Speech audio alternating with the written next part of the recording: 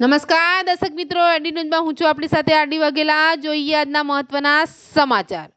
સુરતમાં 2 મહિનામાં જ 8 જેટલા વાહન ચોરીને અંજામ આપીને પોલીસને પડકાર ફેંકતા વાહન ચોરને પોલીસે ઝડપી લીધો। 8 વાહનો પોલીસે જપ્ત કરીને તપાસ શરૂ કરી હતી। સુરત શહેરના સિંગણપોર તથા સલાબતપુરા પોલીસ મથકની હદમાં આવેલ ચોરીના ગુના બન્યા હતા અને 2 મહિનામાં જ 8 જેટલી બાઇક ચોરીની ફરિયાદ નોંધાઈ હતી। પોલીસ દ્વારા વાહન ચોરને ઝડપી લેવા માટે પ્રયાસો શરૂ કરવામાં આવ્યા હતા અને તેમાં પોલીસને સફળતા પ્રાપ્ત થઈ હતી। પોલીસે વાહન ચોર વિઠોબા ઉર્ફે કૈલાસ શ્રીરામ માળીની ધરપકડ કરીને તેની પાસેથી 8 સ્પ્લેન્ડર કબજે કરી હતી અને પોલીસ તપાસમાં જાણવા મળ્યું હતું કે વાહન ચોર વિઠોબા ઉર્ફે કૈલાસ શ્રીરામ માળી જ્યારે વાહન ચોરી કરવા જતો હતો ત્યારે અલગ અલગ વેશ ધારણ કરીને ચોરીને અંજામ આપતો હતો। એડી ન્યૂઝ સાથે રિપોર્ટર અભિષેક પાનવાલા, સુરત।